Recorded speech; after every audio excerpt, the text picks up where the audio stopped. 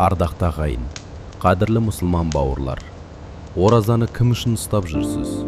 Бұл сұрақты әр адам өз жүрегіне қойып көрсе дұрыс болар еді. Көппен бірге ұстап жүрсіз бе? Әлде шын ниетпен, Алла разылығы үшін бе? Ораза айы жай ғана аш жүру айы емес.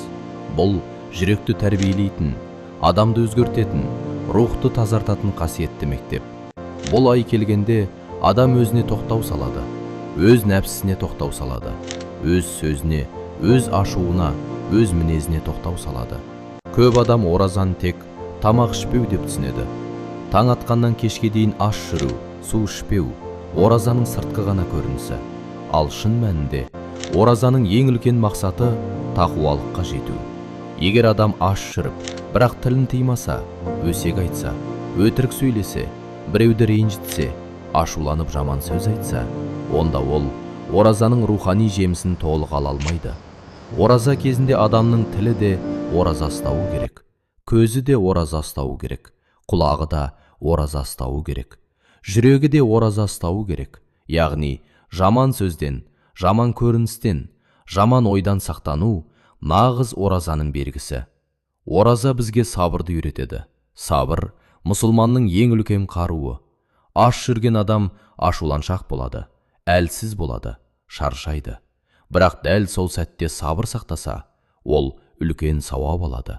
Пайғамбарымыздың хадистерінде айтылған: егер біреу сенімен ұрысса, мен оразамын деп айт. Бұл сөздің өзі үлкен тәрбие. Бұл өз нәпсінді жеңу. Қазіргі заманда адамдардың жүйкесі шаршаған, баға өсіп жатыр, уақыт жетпейді, жұмыс көп, уайым көп. Осындай кезде ораза Алланың адамға берген тынығу мүмкіндігі.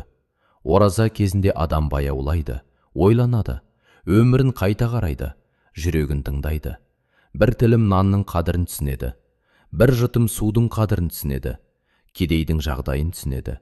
Сол үшін ораза тек аш жүру емес, ол мейірімді болу айы, жақсылық жасау айы, садақа беру айы, кешіру айы.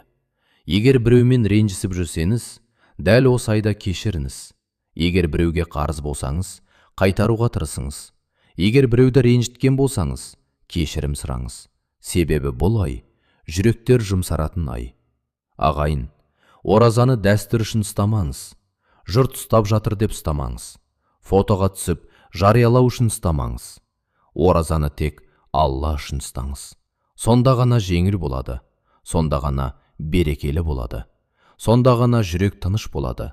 Есіңізде болсын, Алла біздің аш жүргенімізге мұқтаж емес.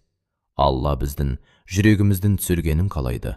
Сондықтан осы қасиетті айды бос өткізбейік. Көбірек дұға жасайық, көбірек Құран оқиық, көбірек жақсылық жасайық. Алла баршамызға шынайы ниет, сабыр, иман берсін.